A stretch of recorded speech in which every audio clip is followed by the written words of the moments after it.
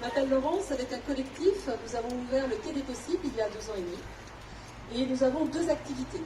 Donc il y a une activité événementielle, grand public. Donc on crée des moments de rencontres déclic et inspirantes pour sensibiliser aux enjeux du monde de demain, aux nouveaux modèles et permettre à tout le monde de se mettre vraiment en action. Et puis on a une deuxième activité sous le nom de La Ruche, qui est destinée aux entrepreneurs. Et donc là, c'est pour ceux qui ont envie de passer à l'action dans leur sphère professionnelle. Ceux qui ont envie de déployer un modèle économique qui va faire du bien à la planète ou à la société. Et c'est possible. Et vous allez voir tout à l'heure. Alors aujourd'hui, c'est une formidable journée pour nous rencontrer. Tout d'abord, nous allons avoir 1 heure d'échange avec des personnes qui vont échanger qui vont partager avec vous leur vision du monde de demain, et puis des personnes qui concrètement sont en train de monter des entreprises.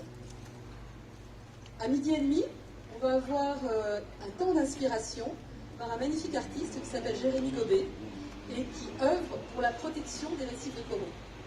Et puis ensuite, vous allez pouvoir déambuler dans cette belle gare et rencontrer une vingtaine d'entrepreneurs qui ont des stands et participer, si vous en avez envie. On a une dizaine de conférences aussi sur des thèmes super inspirants. On y va? On va passer sur la section pour rencontrer donc 12 projets à impact qui œuvrent pour apporter une amélioration sociale ou environnementale et qui vont faire écho à 4 visions qui vont être portées par M. Arnaud Péricard, qui est maire de la commune nouvelle de Saint-Germain-en-Laye. Je vous remercie chaleureusement pour tout le soutien depuis le début à notre projet. Vision qui va être ensuite portée par Jean-François Conan, qui est directeur de la RSE du groupe ADECO. Vision qui va être ensuite portée par Alain Legédou, qui est cofondateur d'Organéo. Et enfin, par Sophie Vanier, qui est présidente de La Ruche. Alors, pour animer cet échange, Fabien, qui est le directeur de La Ruche Saint-Germain, va être notre monsieur loyal.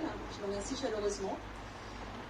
Vous allez voir des gens qui vont venir et qui portent des fortes convictions.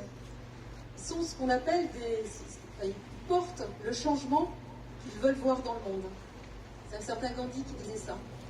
Donc à l'issue de ces présentations, allez les voir pour les aider, donnez-leur des conseils, ouvrez vos réseaux et peut-être entrez vous aussi dans cette transformation que l'on ne peut mener qu'ensemble.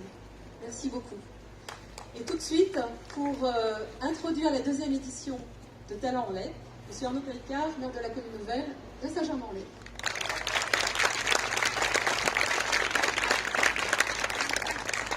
Bonjour à toutes et à tous.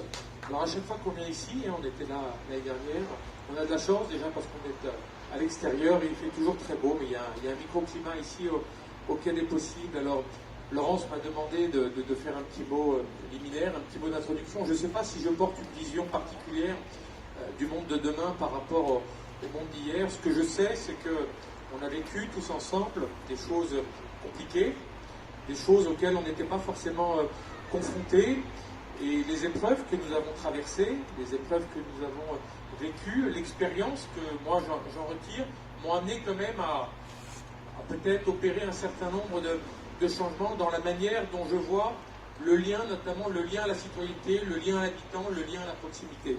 Ça, c'est peut-être le premier enseignement que je tirerai des mois que nous avons passés, j'espère des quelques semaines que nous allons encore vivre et subir, j'espère pas davantage.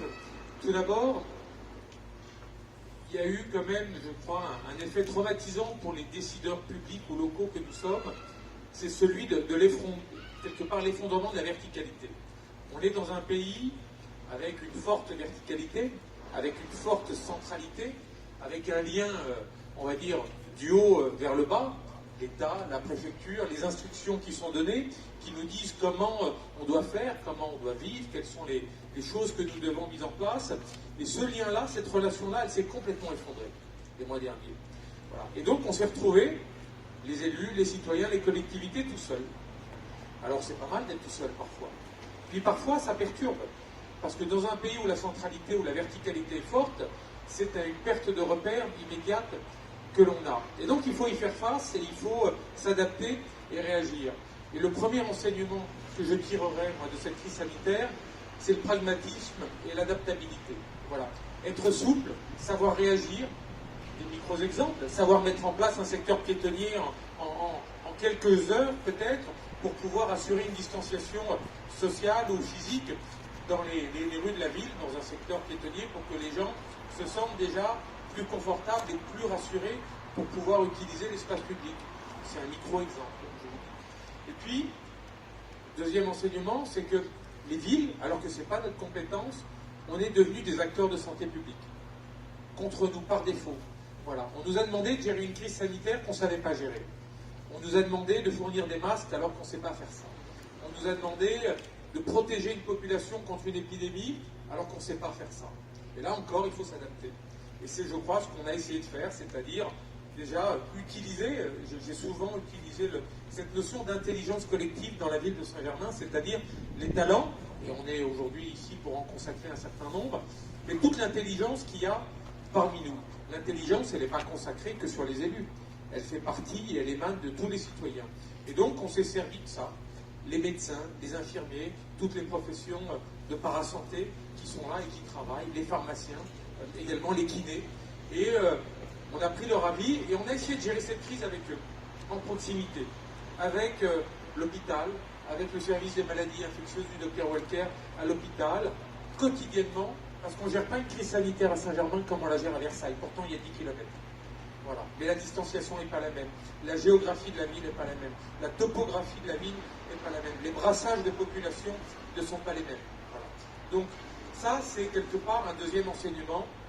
Nous sommes devenus des acteurs, quelque part, de la santé publique. Et on a créé ici un conseil de santé local, justement, pour que tous les acteurs de la santé et du bien-être viennent un petit peu nous faire part de leur expérience et surtout de leur expertise pour conduire des politiques de santé publique adaptées aux besoins de la population.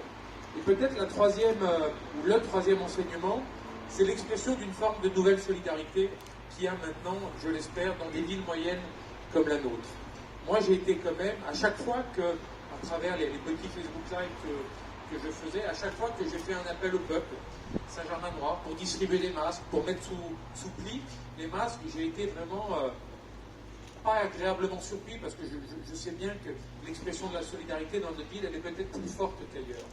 Mais j'ai été vraiment agréablement dépassé peut-être dans l'effet de surprise qui aurait pu être le mien par l'envie des citoyens d'aider. Les citoyens aujourd'hui, ils n'ont pas envie d'être élus. Ils ont envie de participer à la vie de la cité sans forcément être élus. Ils veulent participer différemment et il y en a beaucoup ici qui le font.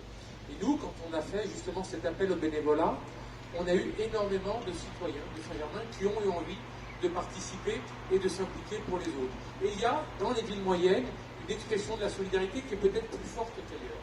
Il y a un besoin de solidarité qui est peut-être plus fort, et il y a ce lien qui est raccourci sur cette expression de la solidarité.